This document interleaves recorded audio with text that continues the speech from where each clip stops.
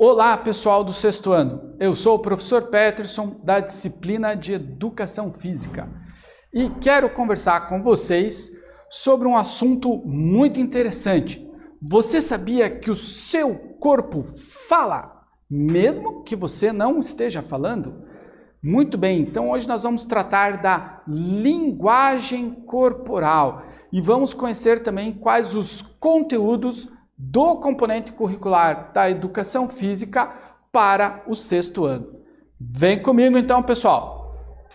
Linguagem corporal, é isso que nós vamos tratar, é isso que a gente vai conversar um pouquinho nesse nosso vídeo. A gente vai conhecer a importância da educação física e da atividade física, vai falar um pouquinho sobre o que é saúde e o que é cultura corporal de movimento.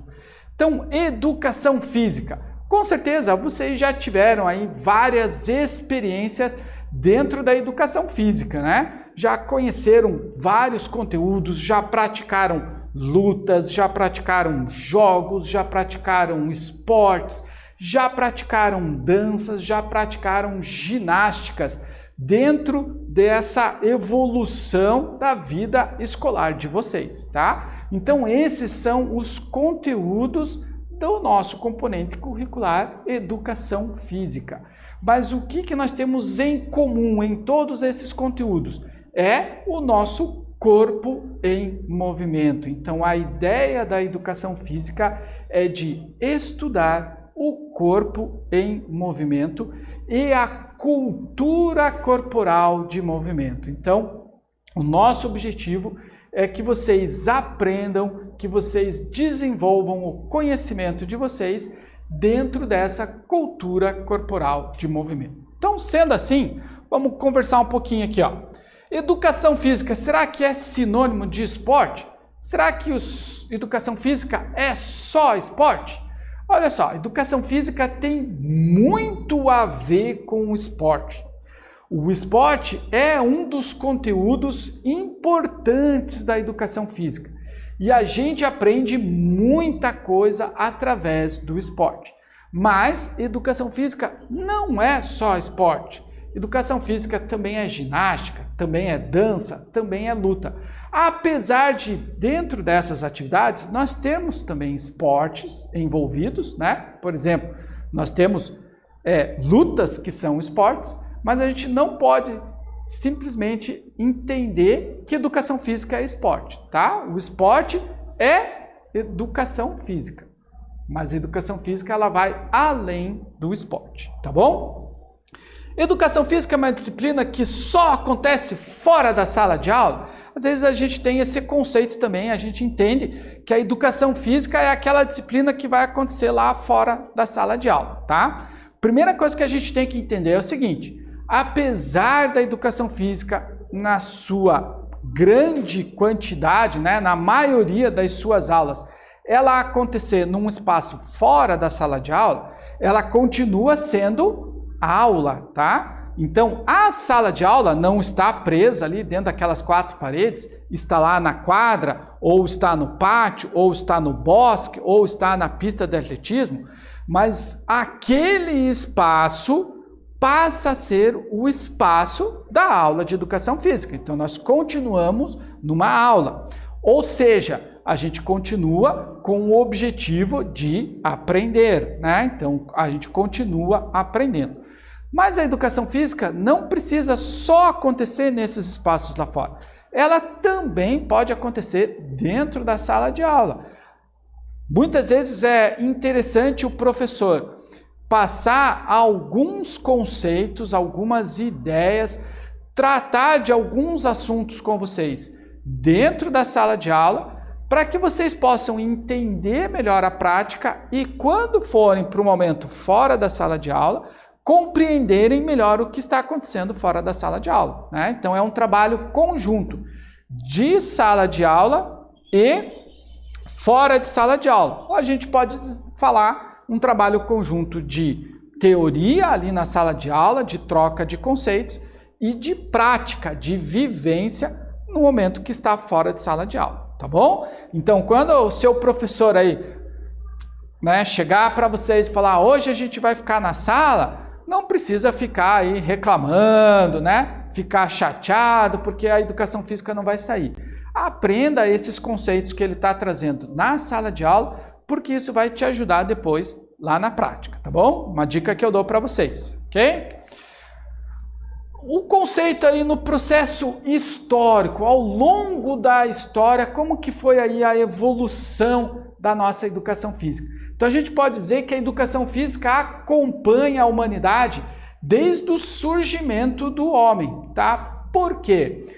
O homem, para poder sobreviver, ele precisou desenvolver várias atividades físicas para que ele conseguisse sobreviver. Por exemplo, ele teve que desenvolver a corrida, ele teve que desenvolver a caça, ele teve que desenvolver a natação, ele teve que aprender a saltar, ele teve que aprender a lutar. Então veja todos esses movimentos que eu estou falando para você, todas essas atividades que eu estou citando para vocês, nós vamos encontrar nos conteúdos de educação física, nos esportes, nas ginásticas, nas lutas, né? Então vejam que dentro da evolução histórica da humanidade, a educação física sempre a acompanhou, sempre esteve presente. No começo lá, né, nos primórdios, no início da humanidade, a educação física era essencial para a sobrevivência, né? E hoje, qual é a importância da educação física hoje? Nós precisamos da educação física para, muito importante, abandonar o sedentarismo. A tecnologia, o uso dos smartphones e de todos os recursos tecnológicos tem deixado a humanidade cada vez mais sedentária. E o sedentarismo leva a outras doenças, obesidade, doenças cardíacas, estresse, depressão. Todas essas doenças causadas pelo sedentarismo, elas podem ser evitadas a partir da prática de atividades físicas. Então, olha aí, voltamos com a importância da educação física nos dias atuais. A educação física tem a função também de nos ajudar na promoção e na manutenção da saúde. Isso levando em conta a saúde do nosso corpo, a saúde da nossa mente, do nosso cérebro, tá bom? Por isso a educação física é tão importante, por isso nós temos educação física na escola, para que vocês aprendam desses conceitos de educação física e depois que saírem da escola, né, não se tornem pessoas sedentárias, né? Tenham entendido a importância da prática da atividade física e conheçam os benefícios dessa prática. Beleza? Linguagem do corpo. Outra coisa bem interessante. Como eu falei para vocês no início, o nosso corpo fala. Olha que interessante. Desde os tempos mais remotos da sua existência, o ser humano fez uso de gestos corporais para se comunicar. Assim, a humanidade se expressou por meio de movimentos antes mesmo de falar. Então, nós primeiros aprendemos, né? A humanidade primeiro aprendeu a se comunicar através dos movimentos e depois aprendeu a falar. Perceba que isso acontece ainda nos dias de hoje. A gente já vai ver isso mais para frente, tá bom? A gente primeiro se comunica através de movimentos e depois aprende a falar. Isso sem falar das linguagens de sinais, né? Nós temos aqui o nosso intérprete que está nos ajudando, né? Transferindo isso que eu estou falando para vocês para a linguagem brasileira de sinais, tá? Então ele está usando gestos para se comunicar, mostrar para pessoas que não conseguem me ouvir ter a mesma informação que eu estou passando para vocês, tá bom? Então vejam como a linguagem corporal é muito importante, ok? Então vamos ver se vocês entenderam o que eu falei. Nossa primeira atividade. Qual é a primeira comunicação que percebemos ao observar o desenvolvimento de um bebê? Veja que o bebê ele não sabe falar ainda, mas ele consegue se comunicar com os seus pais, com a sua mãe. Como que a gente pode perceber isso? Você já teve a oportunidade de conviver com um bebê? Acredito que talvez sim, né? Se não, converse um pouquinho com a sua mãe, né? Com certeza ela vai poder te dar aí alguma ajuda para fazer essa atividade, tá bom? Então um tempinho aí para você fazer as suas anotações e se precisar conversar com a sua mãe, a gente volta logo.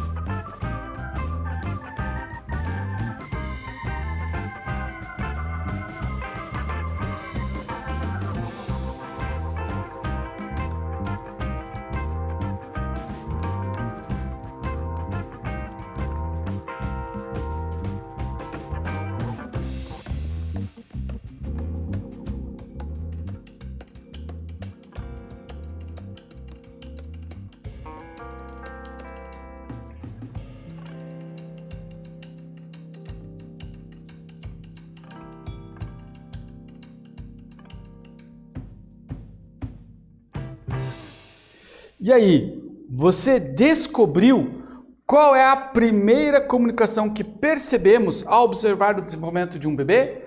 Qual é a primeira comunicação que o bebê estabelece? Você sabe qual é? Ele vai mostrar facilmente que ele está com fome. De que forma? Chorando, né? Então o corpo dele vai revelar que ele está com fome através do choro, né? Então essa é, vamos dizer, a primeira comunicação do bebê. Mas a partir dessa comunicação, ele começa a estabelecer várias outras comunicações, principalmente com aquelas pessoas que estão no dia a dia com ele, tá? Então ele começa a se comunicar, a mostrar o que ele quer, a mostrar o seu desejo através de sinais.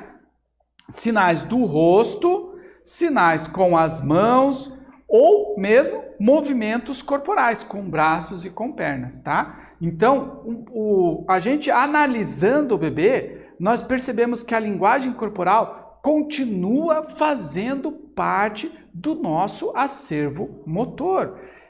Foi a primeira linguagem que a humanidade desenvolveu, né? E até hoje nós temos aí ela como exemplo de comunicação entre as pessoas, tá?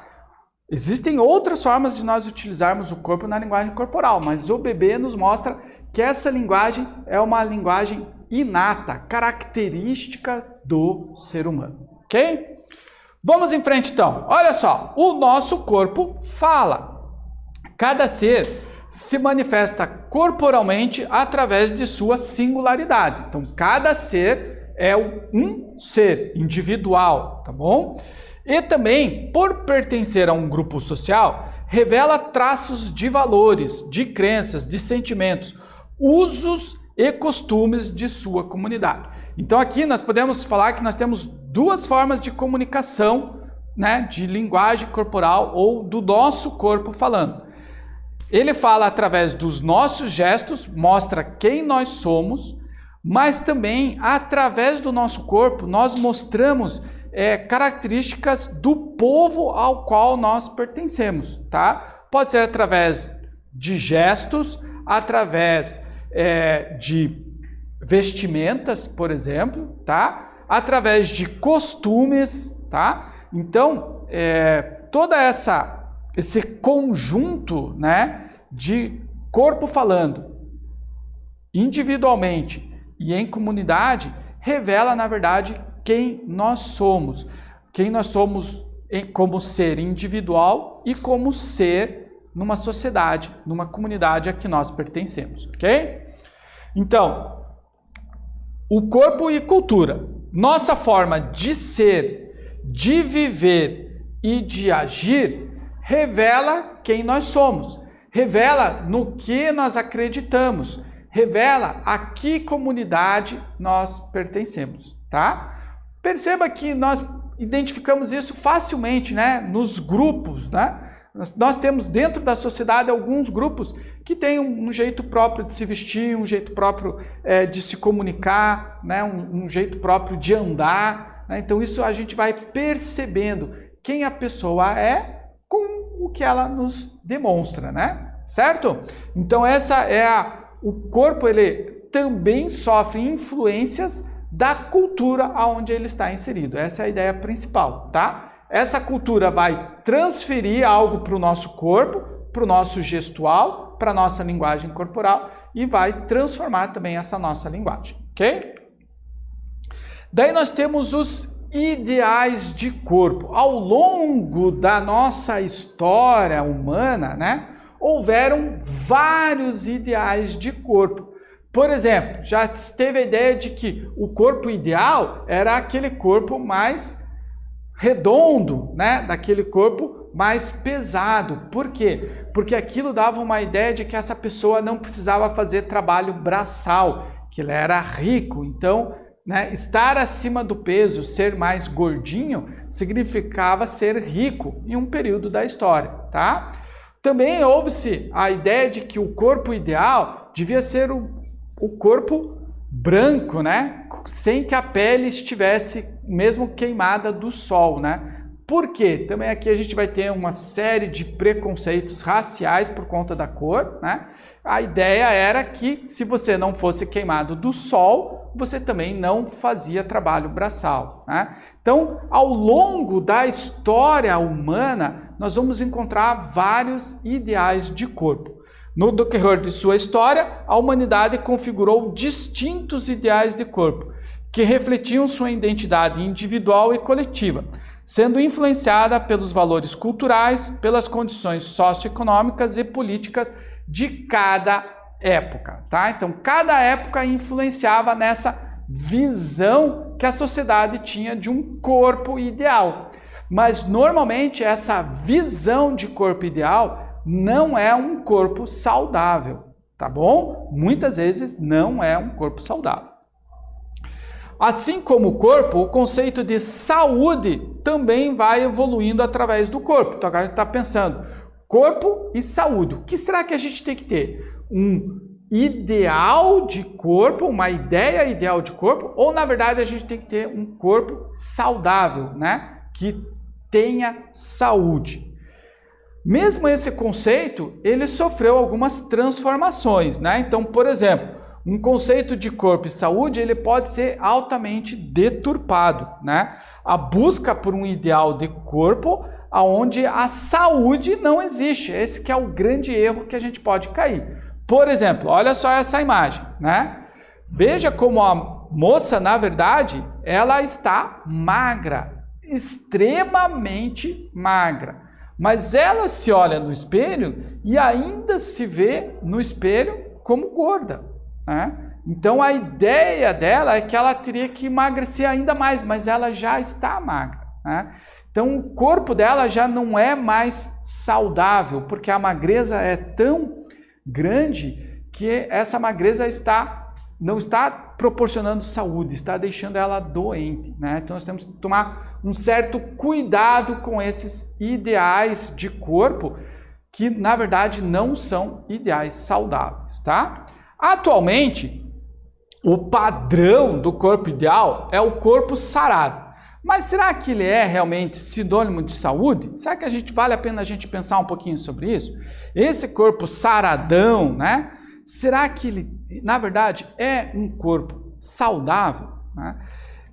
O que a gente tem que entender como corpo? A gente tem que pensar que um corpo saudável é um corpo que ele é capaz de realizar todas as atividades do nosso cotidiano, inclusive as atividades físicas, sem chegar ao final do dia extremamente cansado, tá? Então ele não precisa, na verdade, ser um corpo sarado, um corpo fortão, tá? Porque um corpo sarado, um corpo fortão, ele pode estar escondendo alguns problemas, né? Ele pode estar ali desenvolvendo problemas que futuramente tragam dificuldades de saúde, né, para aquela pessoa.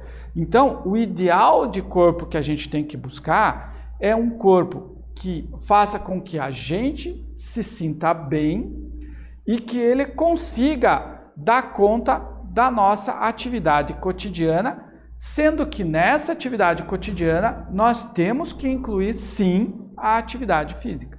Então, se nós temos um dia de trabalho, de estudo, incluindo a atividade física, chegamos no final do dia, né, e não estamos extremamente cansados, ao longo desse dia conseguimos nos alimentar, conseguimos hidratar o nosso corpo, então aí nós estamos alcançando essa ideia de corpo saudável, tá? Então, pense que esse é o seu corpo. Você vai ter que conviver com ele até o final da sua vida. Então, quanto melhor você tratar o seu corpo, melhor vai ser para você, melhor a sua qualidade de vida, tá bom? Esse tem que ser o nosso ideal, melhorar a nossa qualidade de vida para que o nosso corpo permaneça saudável por mais anos, né? Por maior número de anos possível. Ok, pessoal? E corpo ideal? Será que existe um padrão de corpo para praticar a educação física? Será que a educação física é só para aqueles mais habilidosos? Só para aqueles que conseguem jogar bola, que conseguem correr muito rápido, que conseguem saltar? Só para os mais fortes, para os mais altos, para os mais rápidos? Não, claro que não. A educação física é para todos, né? Todo mundo é bem-vindo para as atividades de educação física, tá? Primeiro porque a educação física na escola, ela visa ensino e aprendizagem. Então, você está aí para aprender. Então, se você não sabe fazer um determinado movimento de um esporte ou não consegue ser tão rápido, tenha calma. Você está aprendendo. A escola é lugar de aprender. A educação física está aí para ensinar. Então, aproveite as suas aulas de educação física para ter novos conhecimentos, aprender novos conceitos da cultura corporal de movimento, tá? Essa é a oportunidade que você está tendo para aprender. Então, a educação física não é uma atividade, não é algo para você ficar sentado na arquibancada. É para você vir praticar, é para você entender, tá? Por isso, todo mundo deve fazer educação física, todo mundo deve praticar, ok? E aí, competitividade e ludicidade, o que será isso? Competitividade a gente encontra nos esportes. Os esportes são uma competição, onde a gente precisa de um vencedor ao final da partida, né? Ao final da competição. Ludicidade é quando nós temos um divertimento, é uma atividade lúdica, uma atividade que nós podemos aprender através dela, mas que nós vamos nos presentear, né, com alegria, fazer aquilo com descontração, tá certo? Então, competição, nós vamos ter o vencedor. Na ludicidade, nós vamos ter participantes, com todo mundo interagindo entre si. Beleza? Segunda atividade, então, gente, qual deve ser o objetivo quando se inicia um programa de exercícios para a prática de atividade física? Você vai começar a fazer exercício, vai começar a praticar atividade física. Qual deve ser o seu objetivo para essa prática? Pense um pouquinho e a gente volta logo.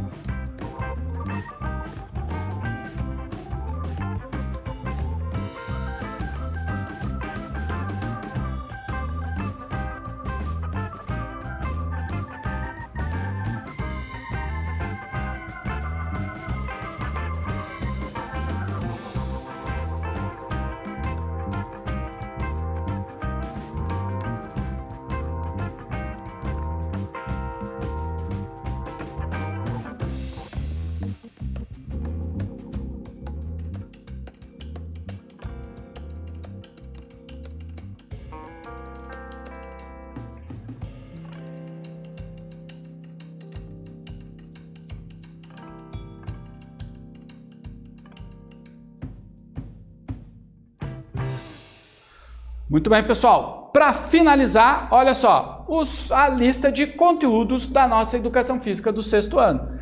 Dança criativa, lutas do Brasil, jogos de tabuleiro, ginástica circense, esportes de marca e esportes de precisão, práticas corporais de aventura. Então, essa é a lista dos conceitos, né, das atividades da cultura corporal de movimento que nós vamos conhecer, que nós vamos aprender aqui no 6º ano, ok? Muito bem, o que aprendemos então? A educação física é uma disciplina que se preocupa em estudar a cultura corporal dos movimentos. Desde os tempos mais remotos de sua existência, o ser humano fez uso de gestos corporais para se comunicar. Saúde é um conceito que abrange muito mais do que a ausência de doenças. E quando nós pensamos em atividade física, em exercícios, nós temos que pensar em saúde. Para você saber mais aqui, ó, 2 videozinhos que vale a pena você visitar lá no YouTube, ok? Muito bem, pessoal, finalizamos por aqui então. Um abraço para vocês e até mais.